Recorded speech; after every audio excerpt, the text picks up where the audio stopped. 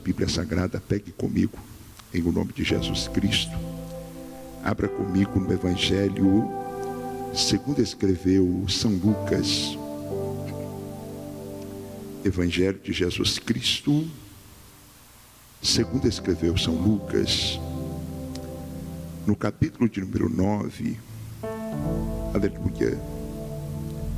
Eu quero ler a partir do verso de número 46. Evangelho de Jesus Cristo, segundo escreveu São Lucas, o capítulo de número 9, a partir do verso de número 46, que encontrou, diga glória a Jesus. Diz assim: e suscitou-se entre eles uma discussão sobre qual deles seria o maior. Mas Jesus, vendo o pensamento do coração deles, tomou uma criança e pô-la junto a si, e disse: qualquer que receber esta criança em meu nome, recebe a mim. E qualquer que recebe a mim, recebe o que me enviou. Porque aquele que entre vós todos for o menor, este é grande. E respondendo João disse: mestre, vimos um que em teu nome expulsava os demônios, e lhe proibimos. Por quê? Não te segue conosco?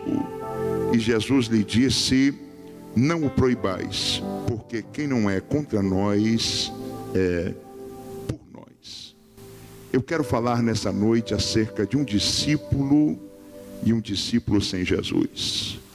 Amados e queridos irmãos em Cristo Jesus, falar acerca do Evangelho segundo escreveu São Lucas, sem dúvida nenhuma, é falar acerca de um Evangelho forte, de um Evangelho restaurador, de um Evangelho de Calvário. Falar acerca do Evangelho segundo escreveu São Lucas é falar acerca de um menino que nasceu em Belém de Judá, dando os seus primeiros gritos de retidão e justiça em meio a seres irracionais, em meio a uma manjedoura. Falar acerca desse menino é dizer que os seus 2 primeiros anos são marcados pela visitação de 3 magos do Oriente, que patrocinam parte da sua vida, parte da sua história, parte da sua trajetória. Falar acerca desse menino é dizer que os seus 4 primeiros anos são marcados por uma dura perseguição, e uma dura perseguição de morte, e o menino precisa fugir, e fugir para o Egito, a fim de que se cumprisse a profecia do profeta Oséias: chamei o meu filho do Egito. Vale lembrar que o menino ressurge na história com cerca de 12 anos de idade, e ele está deixando doutores boquiabertos, doutores escandalizados, questionando, perguntando consigo: da onde vem tamanho conhecimento, da onde vem tamanha sabedoria? E hoje nós sabemos que vinha do céu, afinal de contas, ele era do céu, ele é do céu. Vale dizer que o ministério de Jesus, ele inicia-se nas bodas de Caná e Caná da Galileia, e ele está pegando o comum e transformando em algo especial. Ele está pegando o monótono e transformando em algo maravilhoso. Ele está pegando aquilo que não tem valor e transformando em algo de excelente valor. E eu preciso lembrar que Jesus, ele é perito em pegar aquilo que não vale nada e transformar em algo de excelente valor. Jesus, ele é perito em pegar aquilo que pouco vale, ou que nada vale, e transformar em algo de grande valor. É por isso que nessa noite ele está interessado na vidinha de alguém, na historinha de alguém, no ministériozinho de alguém. Ele quer transformar, e transformar no melhor vinho da festa, para a honra e para a glória do seu nome. Falar acerca da vida, da história do ministério de Jesus é lembrar que o ministério de Jesus está dividido em 3 tempos, 3 etapas ou 3 épocas. A primeira etapa eu denomino como etapa de manifestação. Por que, pregador? Afinal de contas, Jesus usa de milagres para manifestar-se ao povo como o Filho de Deus. É bem verdade que Jesus nunca deixou de operar milagres, mas a primeira etapa é marcada por cegos que veem,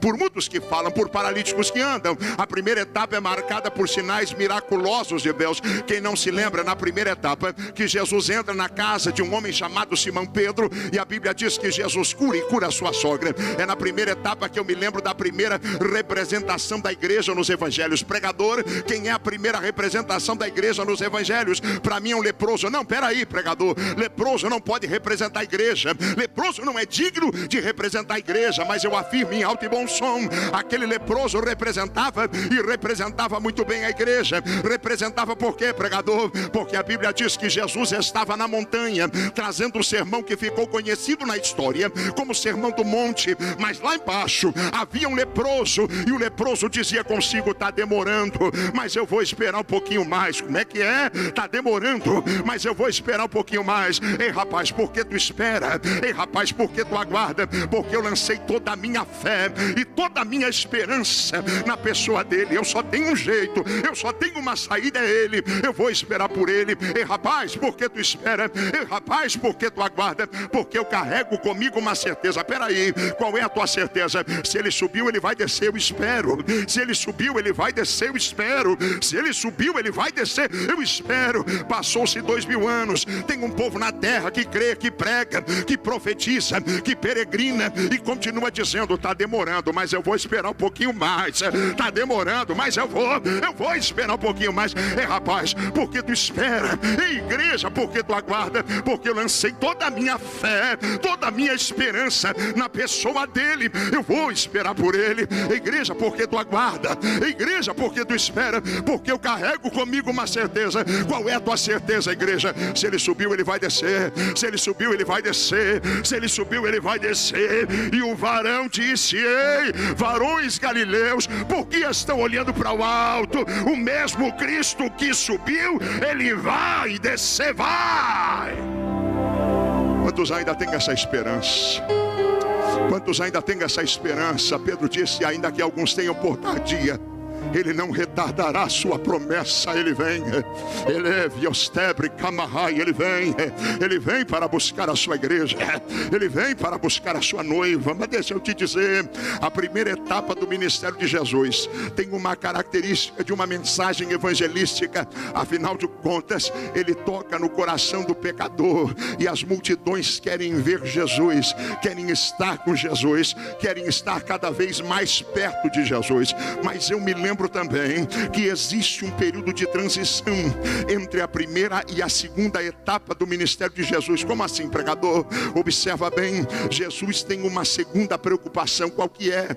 Deixar representantes na terra, homens que viessem representar o seu reino, estabelecer o seu reino sobre a terra. E Jesus os capacita, Jesus sopra sobre eles dizendo: recebais o Espírito Santo. E Jesus ensina aos discípulos, Jesus ensina a orar, Jesus ensina a pregar, Jesus ensina a se portar. A segunda viagem missionária, ela é marcar, a segunda etapa, do ministério de Jesus é marcada por viagens missionárias. Quem não se lembra a primeira delas, em que Judas, o traidor, volta alegre, volta feliz e volta dizendo consigo: em mestre, em teu nome nós expulsamos os demônios, em teu nome os demônios nos sujeitam. Mas Jesus olha para ele dizendo: não alegrai-vos porque meu nome expulsai os demônios, mas alegrai-vos porque o vosso nome, ele está escrito, e escrito no livro da vida. Quem não se lembra de uma segunda viagem missionária? A Bíblia diz que eles cruzam por Samaria, e os samaritanos não quiseram receber, não quiseram dar guarida.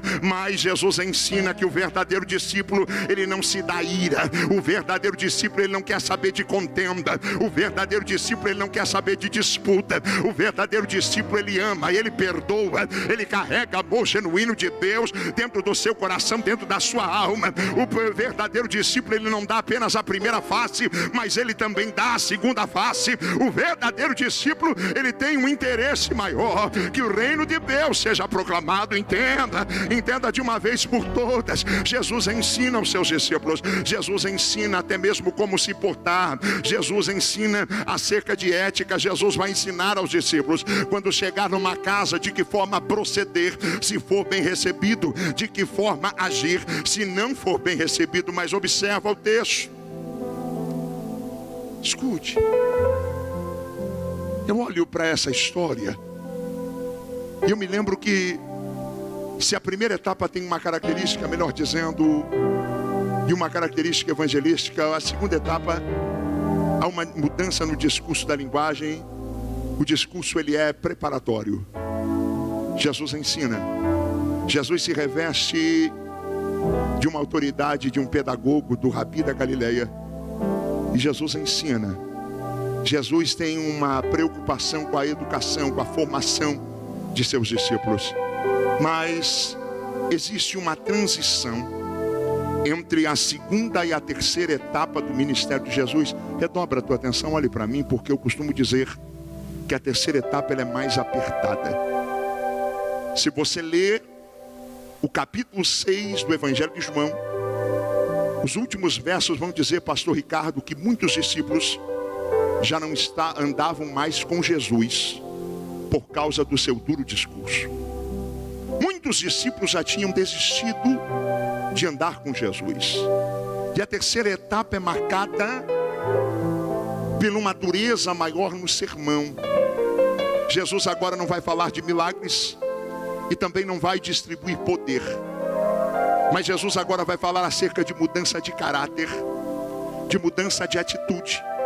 E Jesus vai dizer, quem peca não peca mais, quem rouba não rouba mais, quem mente não mente mais, quem adultera não adultera mais.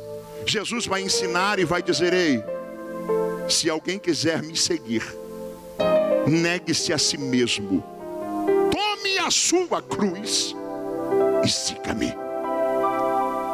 E parece que eu vejo Jesus pregando, e enquanto Jesus está pregando, alguém está dizendo assim, hoje ele não está na graça, hoje ele não está na unção. Espera aí, só um pouquinho, só para lembrar quem estava pregando era? Quem estava pregando era? Jesus estava pregando, guarde isso. E alguém ouvia e dizia assim, hoje ele não está na graça, hoje ele não orou direito, hoje ele não está na unção. Vambora, ainda dá tempo de olhar a sessão da tarde. Vambora! Vai dar tempo de olhar a novela das 6, bora! Jesus levanta a cabeça e vê 12 camaradas dizendo, está doendo, mas eu suporto, manda mais, Jesus. Jesus levanta a cabeça e vê 12 camaradas dizendo, está doendo, mas eu quero o céu, manda mais, Jesus. Jesus olha para os 12, encara os 12 dizendo, querem ir, podem ir também. Querem me deixar, podem me deixar também. Mas é nesse momento em que Pedro marca. E Pedro marca a história dizendo, mestre, a quem e a quem iremos nós? Se só tu tem palavra, e palavra de vida eterna. Aleluia. Quando Pedro está dizendo isso, eu costumo dizer que Pedro está definindo e deixando 4 coisas bem claras. Primeiro, eu não te sirvo, porque tu entraste dentro do meu barco e me deste uma pesca maravilhosa. Como é que é, rapaz? É isso mesmo. Eu não te sirvo por causa de dinheiro. Tem mais! Mais o quê? Eu não te sirvo porque tu entraste dentro da casa da velha minha sogra e a curaste. Como é que é, rapaz? Eu não te sirvo porque eu vi o Senhor abrir olhos de cego, eu vi o Senhor abrir a boca de mudo, eu vi o Senhor abrir ouvido de surdo, eu vi o Senhor limpar leprosos, eu vi o Senhor operar sinais, milagres e maravilhas. Como é que é, rapaz? Eu não te sirvo por causa de dinheiro, mas também não te sirvo por causa de sinal. Tem mais! Mais o quê? Eu não te sirvo porque o Senhor me enxergou no meio de uma multidão e viu em mim o que nunca ninguém tinha visto. O Senhor enxergou em mim um chamado. O Senhor enxergou em mim um ministério. O Senhor enxergou em mim uma vocação. Mas eu não te sirvo por causa de dinheiro. Eu não te sirvo por causa de sinais e também não te sirvo por causa de ministério. Peraí! Eu também não te sirvo, porque agora no teu nome eu também curo os enfermos. Agora agora no teu nome eu também expulso os demônios. Agora no teu nome os sinais também me seguem. Como é que é? Não te sirvo por causa de dinheiro. Não te sirvo por causa de sinais. Não te sirvo por causa de ministério também. Não te sirvo por causa de poder. Tu me serve então por quê, rapaz? Eu te sirvo porque eu tenho te observado. Como é que é? Eu te sirvo porque eu tenho te observado. E descobri o quê? Que tu és o verbo encarnado que está no meio de nós. Que tu és a própria palavra e em ti se cumpre a palavra. Tu és o pão vivo e o pão vivo que desceu do céu. Eu te sirvo porque tu tem palavra e palavra de vida eterna. Escute. Levanta a tua mão assim, porque eu quero profetizar e dizer que ainda tem um povo na terra que serve a Deus porque ama a palavra, porque gosta da palavra, porque tem prazer em ouvir e ouvir a palavra de Deus. Ainda tem um povo na terra que crê, ainda tem um povo na terra que acredita, ainda tem um povo que se deleita com a voz de Deus, ainda tem. Escuta. A terceira etapa ela é mais dura, ela é mais difícil. A terceira etapa ela é mais apertada, eu repito. A terceira etapa é marcada pelo sermão profético, pelo sermão das dores. A terceira etapa é marcada por 10 virgens. 5 delas eram prudentes, mas 5 eram pregador porque louca, porque só louco para servir a Deus e andar vazio de Deus. Só louco para dizer que é crente, não tem nada de crente. Sou louco para vir numa reunião como essa e ficar pensando em coisa carnal, terrena, mundana e esquecer que a presença de Deus, ela já está aqui. Sou louco. A terceira etapa é marcada pelo Getsemane. O Getsemane, que no hebraico quer dizer prensa e prensa de azeite. A terceira etapa é marcada pelo beijo frio de Judas Iscariotes. A terceira etapa ela é marcada por soldados que esbofeteiam o mestre e dizem: revela, profetiza quem te bateu. A terceira etapa é marcada pela dura e erma cruz. A cruz que era minha, a cruz que era tua. A cruz que era de Anás, a cruz que era de Barrabás, estava sobre ele. No Calvário de horror subiu Jesus, disse o poeta, levando a minha cruz. Você sabe dessa história? 3 horas da tarde de uma dura e terrível sexta-feira, Jesus estava sendo crucificado entre 2 ladrões. Um se chamava Dimas, outro se chamava Jetro. Amigos de infância, viveram na criminalidade juntos, mas naquele dia estavam divididos por Jesus. Se você não aprendeu, lá vai. Só Jesus divide o homem da má companhia. Só Jesus divide o homem do pecado. Só Jesus divide o homem das drogas. Só Jesus divide o homem das coisas ruins deste mundo. Só Jesus. Mas eu sempre bato nessa tecla, porque se um dos ladrões quis viver segundo o destino lhe proporcionara, eu costumo dizer que o segundo, ele foi mais inteligente. Mais inteligente por quê, pregador? Porque começou a observar. E quem observa aprende mais. Quem observa tem mais sucesso, tem mais êxito. Quem observa cresce mais. E o segundo ladrão da cruz, ele foi melhor observador, porque ele começou a dizer: peraí. Eu estou aqui na cruz porque eu mereço. Eu estou aqui porque eu matava. Mas enquanto eu matava, esse aí ressuscitava. Peraí, porque eu estou na cruz porque eu feria. Mas enquanto eu feria, esse aí ele curava. Peraí, porque eu estou na cruz porque eu roubava. Mas enquanto eu roubava, esse aí multiplicava e dava aos pobres. Peraí, eu estou na cruz porque aonde eu passei eu só levei a mentira, mas esse só pregou a verdade.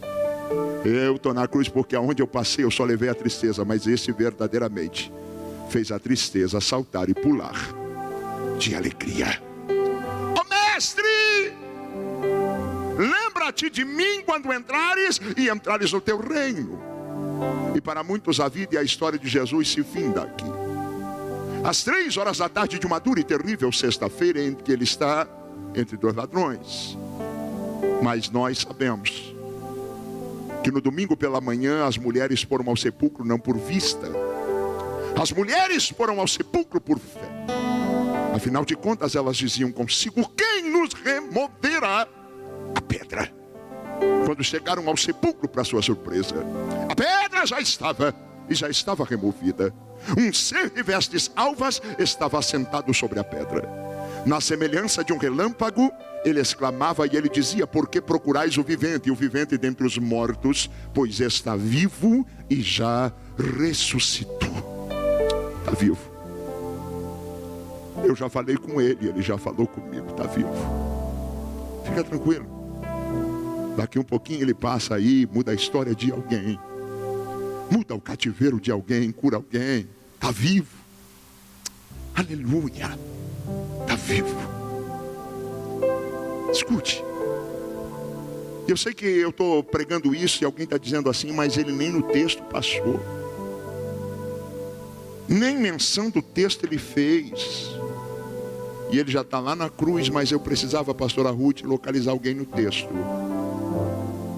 E eu precisava dizer que o texto em que fizemos menção, ele está localizado, pastor Ricardo, no final da segunda etapa do ministério de Jesus.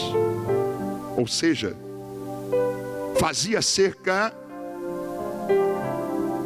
faltava cerca de 6 meses para Jesus subir a cruz. Faltava cerca de 6 meses para Jesus subir ao Gólgota. E os discípulos estão aqui voltando de uma viagem missionária. E se a tua Bíblia estiver aberta, eu gostaria que você observasse o verso 46. Porque os discípulos têm uma certeza. Qual que é a certeza? Vão matar Jesus. Deixa eu esclarecer algo, talvez você nunca pensou nisso. Mas os discípulos, a multidão e o povo de Israel sabia que Jesus ia morrer. Por quê, pregador? Vou melhorar para você. Enquanto Jesus pregava nos rincões da Galileia, enquanto Jesus pregava nas regiões de Cafarnaum, Betsaida, nas regiões, nos rincões da Galileia, Jesus era simplesmente um carpinteiro pregador, um homem bom e de boas obras. O problema de Jesus foi quando ele rompeu com os portões de Jerusalém. Por quê, pregador? Porque a ira dos religiosos se acenderam quando ele rompe com as barreiras de Jerusalém.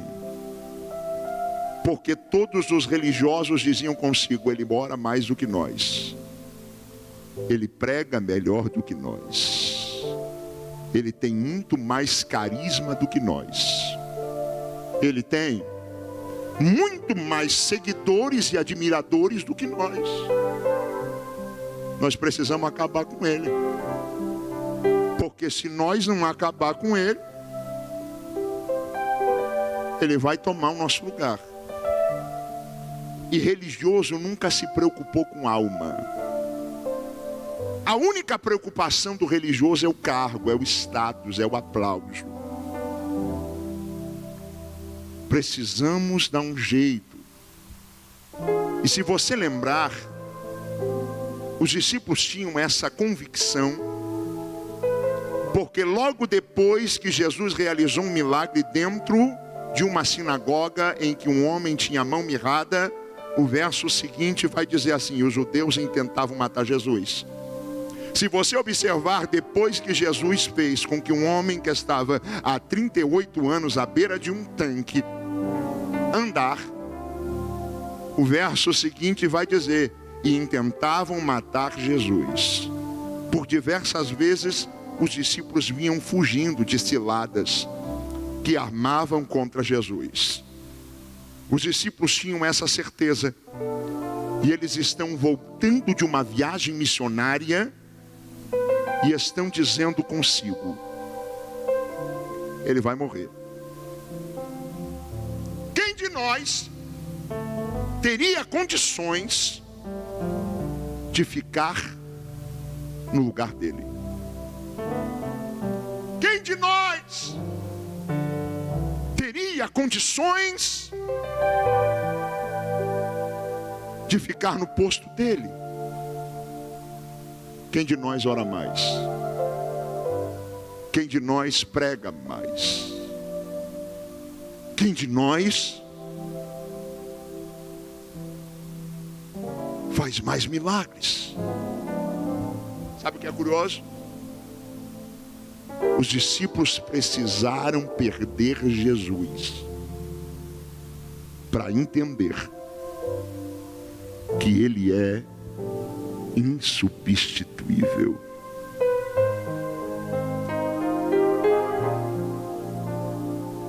O filho pródigo precisou perder a comunhão do Pai para entender que ele é insubstituível.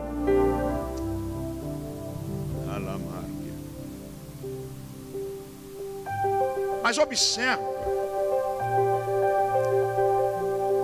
porque Jesus, ele não dá ouvido ao que os discípulos estão dizendo. Jesus vai direto ao coração dos discípulos, verso 47. Mas Jesus, vendo o pensamento do coração deles, tomou uma criança e pô-la junto a si. Escuta. Jesus agora ele vai pegar uma criança. E não uma criança que estava vagando, simplesmente pôr no colo. Jesus quer dar uma lição, porque ele pesou o coração dos discípulos. E ele pega uma criança e põe no colo. E ele tem um propósito nisso: pô-la junto a si. Por que Jesus pegou uma criança, pregador? Porque na cultura judaica, uma criança começa a ter direito depois do Shivá, depois dos 12 anos de idade. Antes disso não tem, e não tem posses, não tem herdades, não tem dinheiro. Não tem nada para oferecer senão um sorriso e um abraço. Jesus pega alguém que não tem nada para oferecer senão um sorriso e um abraço, e olha aos discípulos dizendo assim: qualquer que receber esta criança em meu nome, recebe a mim. E qualquer que recebe a mim, recebe o que me enviou. Porque aquele que entre vós todos for o menor, este será grande. Sabe o que Jesus estava dizendo? Se quer ser grande no reino, é preciso fazer sem interesse de receber. Aleluia. Aleluia. É por isso que Jesus nos ensina, quando orar, a fechar a porta do quarto.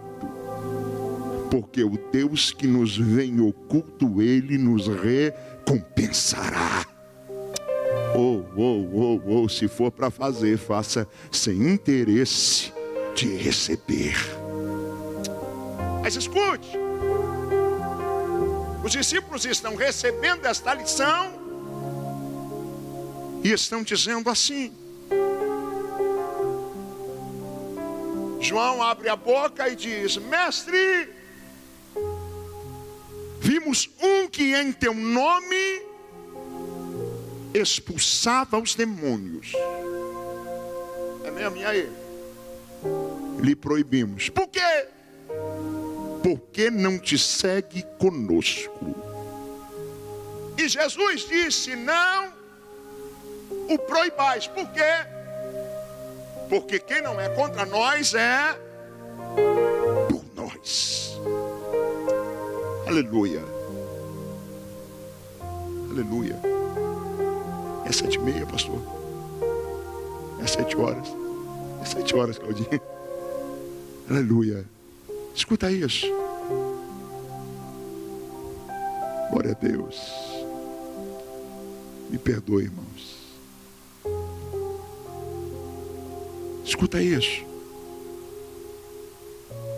A pergunta que fica é que, mesmo entendendo a revolta de João, mesmo entendendo a indignação de João, Jesus diz: não o proibais, porque quem não é contra nós é por nós. Aleluia. Prega. Deixa pregar. Deixa falar. O importante é que o nome do Senhor seja glorificado. Que Deus os abençoe em Cristo Jesus. Vou pedir para os irmãos, vamos se colocar de pé. Aleluia. Glória a Jesus. Coloque a mão no teu coração. Fecha os teus olhos. Aleluia. Aleluia. Fecha os seus olhos. Amigo Espírito Santo, nós queremos te louvar, ó Deus, porque tu ainda é o mesmo, não mudou, Senhor. Tu és o Deus que faz milagres, tu és o Deus que prepara os seus e enche do seu Espírito Santo, mas tu és o Deus que nos preparou o céu como habitação, Pai. Amigo Espírito Santo, se porventura, Senhor, houver alguém que precisa de uma cura, eu sei que tu és poderoso para curar agora. Se houver alguém que precisa de um milagre, eu sei que tu és poderoso para operar um milagre agora. Deus, se tem alguém aqui que precisa de um toque, que precisa de um mover teu, eu sei que tu és poderoso para romper barreiras.